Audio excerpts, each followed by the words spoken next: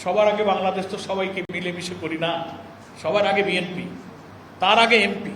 Commonly আপনারা দেখছেন নির্বাচনের পরে বাংলাদেশের সকল জেলা পরিষদ, সিটি কর্পোরেশন, ইভেন বিভিন্ন উন্নয়ন কর্তৃপক্ষ, স্বায়ত্তশাসিত কিছু প্রতিষ্ঠানে দলীয় লোকজন, নির্ভেজালভাবে দলীয় লোকজন তারা নিয়োগ দিচ্ছে। স্লোগানে তারা বলেছেন সবার আগে বাংলাদেশ, কিন্তু এত বড় একটা জাতীয় সংসদ, এই দেশে এতগুলো রাজনৈতিক দল, পার্লামেন্টে একটা বিশাল অপোজিশন পার্টি সেখানে আছে। নির্বাচনের অব্যবহিত পরে তার উচিত ছিল স্থানীয় সরকারের নির্বাচন তো আমরা আগেই দাবি করেছিলাম যে before parliament local government election then, কিন্তু বিএনপির কারণে সেটা হলো না। অন্তর্বর্তীকালীন সরকারের সাথে একটা গোপন আন্ডারস্ট্যান্ডিংয়ে, লন্ডন কনস্পিরেসির মধ্য দিয়ে গণভোটও আগে করতে দিল না, একই দিনে গণভোট, জাতীয় ভোট, স্থানীয় সরকারও আগে হলো না, যে কারণে আজকে গণভোটের রায় না মানার একটা সর্বনাশা পথে তারা কৌশলে হাঁটছে। সংবিধান সংস্কার পরিষদের রাষ্ট্রপতির আদেশকে অ্যাভয়েড করে, আইন ভঙ্গ করে, পার্লামেন্টে অন্যায়ভাবে সংবিধান সংস্কার না করে সংশোধনের নামে একটা প্রহসনের পরিকল্পনা তারা করছে। সংকীর্ণ দলীয়করণের ঊর্ধ্বে উঠবেন তারা, কিন্তু সংকীর্ণতা বাদ 100% দলীয়করণের মধ্যে থেকে ওনারা এখন নিয়োগ প্রক্রিয়া শুরু করেছে। জাতীয় নির্বাচনের পর ঠিক আছে, সিটি কর্পোরেশনগুলো শূন্য, জেলা পরিষদ, বিভিন্ন জায়গায় আপনার স্থানীয় নির্বাচন দিতে পারতেন। বাংলাদেশের সংবিধানে পরিষ্কার বলা আছে স্থানীয় সরকারের সকল স্তরে নির্বাচিত জনপ্রতিনিধিদের দ্বারাই স্থানীয় সরকার শাসিত হবে, এটা আমাদের কনস্টিটিউশনে বলা আছে। উনি ইলেকশন দিয়ে দিতে পারতেন, কিন্তু নির্বাচন না দিয়ে আপনি প্রশাসক দিলেন। প্রশাসক তো ছিলই, এই যে সব সিটি কর্পোরেশনের প্রশাসক একজন ছিল, সেটাকে সরাই দিয়ে আপনি আবার দলীয় লোকজন দিলেন। আর সারা দেশে আপনি এত রাজনৈতিক দল নিবন্ধিত, পার্লামেন্টে এত দল, একটা দল খুঁজে পেলেন না, সব বিএনপি পাইলেন। যে ঠিক আছে না, ইলেকশন দেবো, তার আগে আমরা সবাই মিলে দিচ্ছি যখন তখন। সবার আগে বাংলাদেশ তো সবাইকে মিলেমিশে করি না, সবার আগে বিএনপি, তার আগে এমপি। এগুলো হচ্ছে 31 দফার 9ম দফায় ঘোষিত সংকীর্ণ রাজনৈতিক দলীয়করণের ঊর্ধ্বে উঠিয়া। এটা আপনাদেরকে রেফার করলাম। বাংলা কিউআর, যেখানে নগদ পেমেন্ট সেখানে। সারা দেশে 10 লাখেরও বেশি মার্চেন্টে নগদে পেমেন্ট করুন খুব সহজে। গতকালকে 3 জন ছাত্র দলের নেতাকে তারা নিয়োগ দিয়েছে। 1 নম্বর আব্দুল্লাহ আল নোমান, ছাত্রদল ঢাকা মহানগর উত্তরের সহসভাপতি। তাকে বাংলাদেশ বিনিয়োগ উন্নয়ন কর্তৃপক্ষের ডেপুটি ডাইরেক্টর করেছেন 6th গ্রেডে, বিনিয়োগ উন্নয়ন কর্তৃপক্ষ বাংলাদেশের। 2 নম্বর ঢাকা মহানগরী ছাত্র দলের দক্ষিণের সহসভাপতি মেহেদী হাসান আবির,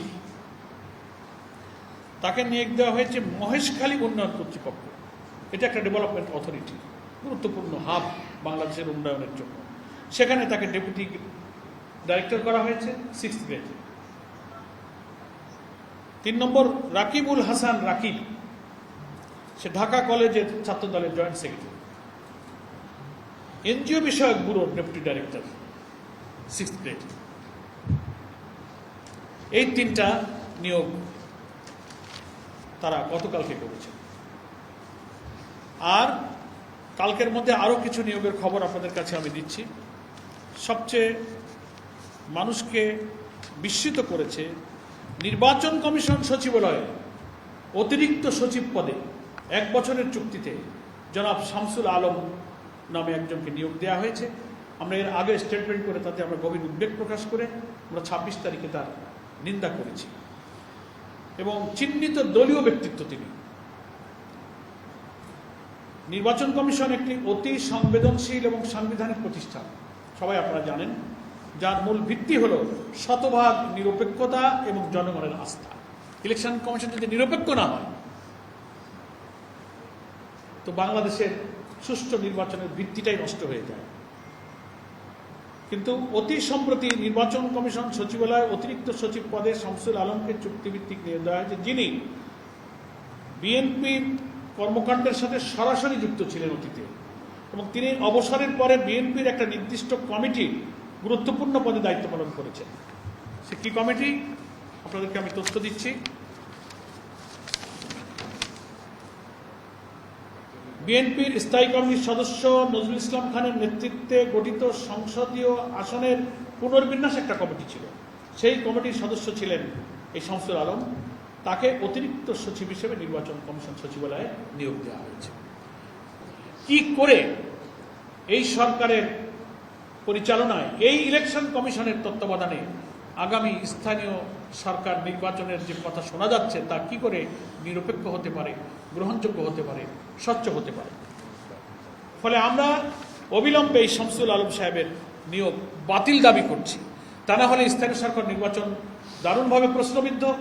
এই নির্বাচনে সুষ্ঠু যেহেতু হবে না, ফলে অংশগ্রহণ করা নিয়েই তখন বিরোধী দলকে আবার ভাবতে হবে। দেখেন, আমি আজকে সব মিলিয়ে কয়েকজনের নাম এবং কোন পদে বিএনপির তিনি ছিলেন এবং কোন পদে নিয়োগ দেওয়া হলো বাই নেম আমি আপনাদের কাছে স্পেসিফিক উল্লেখ করছি, আপনারা রেকর্ড করছেন, অনেকে নোট করতে পারেন। বিএনপির আন্তর্জাতিক বিষয়ক সম্পাদক বিএনপির ছিলেন রাশেদুল হক, তাকে Bangladesh overseas employment and services লিমিটেডের ব্যবস্থাপনা পরিচালক করা হয়েছে, ম্যানেজিং ডাইরেক্টর।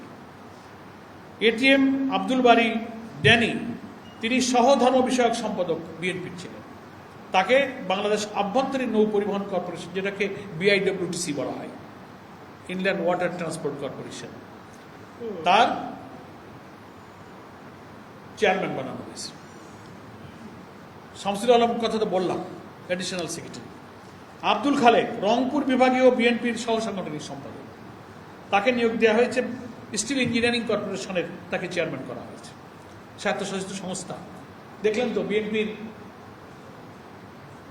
৩১ দফার ৯ম দফা পড়ে শোনালাম, স্বায়ত্তশাসিত বিধিবদ্ধ সাংবিধানিক কোন সংস্থায় সম্পূর্ণ দলীয় সংকীর্ণতার ঊর্ধ্বে উঠে উন্নয়ন করবেন, তো ১০০% দলীয় সংকীর্ণতার মধ্যে ঢুকে এটা করছে।